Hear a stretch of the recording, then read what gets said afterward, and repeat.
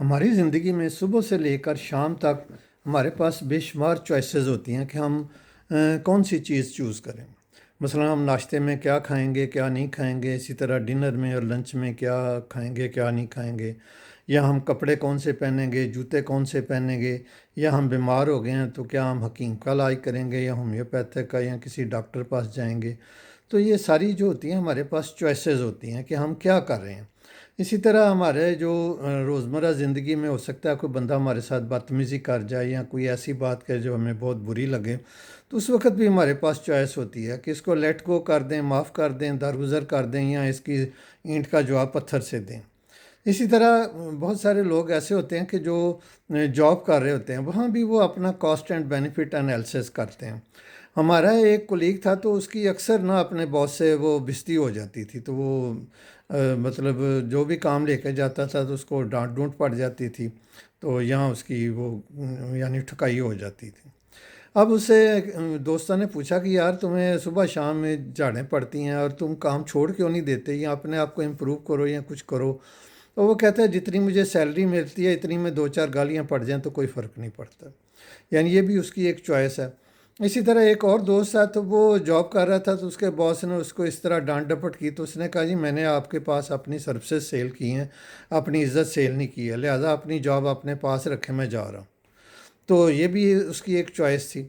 اس طرح کچھ لوگ چوائس کرتے ہیں تو وہ دوسروں سے مشورہ بھی کر لیتے ہیں، لیکن پھر بھی وہ ان کی جو ڈسیژن ہوتی ہے یا چوائس ہوتی ہے وہ انہوں نے خود ہی کرنی ہوتی ہے۔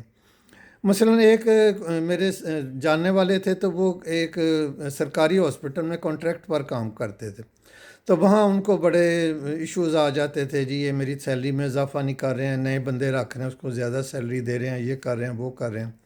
لہٰذا اس نے کسی ہومیوپیتھک کی ایک جو فیکٹری تھی وہاں پر جاب کرنے کا پروگرام بنایا، تو وہ مجھ سے مشورہ بھی کرنے آ گیا۔ تو میں نے کہا یار آپ کا جہاں آپ لگے ہوئے ہیں وہاں زیادہ مناسب ہے بنسبت ہومیوپیتھک۔ کہتا جی نہیں یہ 10-15 ہزار سیلری زیادہ دے رہے ہیں اور انہوں نے آفر کیا کہ 4 مہینے بعد تجھے گاڑی بھی دے دیں گے۔ چنانچہ اس نے کاسٹ اینڈ بینیفٹ انالیسز میں نے بھی اس کے ساتھ اس کو کیا، لیکن اس نے کہا جی یہ ہومیوپیتھک ٹھیک ہے۔ اب نتیجہ کیا ہوا کہ وہ چوائس اس کی اپنی تھی، تو وہ 4 مہینے بعد بجائے گاڑی دینے کے انہوں نے بندے کو نکال دیا۔ تو اس طرح یہ بھی ایک آپ کی چوائس ہوتی ہے۔ اس طرح یہ بھی چوائس ہوتی ہے کہ آپ جا رہے ہیں موٹر سائیکل پر یا سائیکل پر یا پیدل جا رہے ہیں اور آپ کے پیچھے کتے پڑ گئے ہیں، تو آپ وہاں رک کر کتوں سے مقابلہ کریں گے یا آپ اپنی منزل کی طرف چلتے جائیں گے؟ یہ بھی ایک چوائس ہے۔ تو ہماری زندگی آج کی ڈیٹ میں جیسی بھی ہوگی شام تک، اس میں زیادہ سے زیادہ جو یعنی کہ امپیکٹ ہوگا وہ ہماری چوائسیز کا ہوگا کہ ہم چوز کیا کرتے ہیں اپنے لیے۔ ہم اپنے لیے اچھی زندگی چوز کرتے ہیں یا بری زندگی چوز کرتے ہیں؟ ہم ایک ٹاکسک انوائرمنٹ میں رہنا پسند کرتے ہیں یا ٹاکسک انوائرمنٹ کو ہم چینج کرنا چاہتے ہیں یا اپنے آپ کو چینج کرنا چاہتے ہیں یا کیا کرنا چاہتے ہیں؟ ہر گیون سچویشن میں ہمارے پاس چوائسیز ہوتی ہیں، اور جس طرح کی ہماری چوائسیز ہوتی ہیں اس طرح کی ہماری کوالٹی آف لائف ہوتی ہے۔ بہت سارے لوگ جو ہیں وہ چھوٹی چھوٹی باتوں کو بڑا بنا کر پیش کرتے ہیں، تو ان کی زندگی جو ہوتی ہے وہ ایک عذاب ہی بنی رہتی ہے، یعنی ہر وقت ایک چائے کے کپ میں طوفان آیا رہتا ہے۔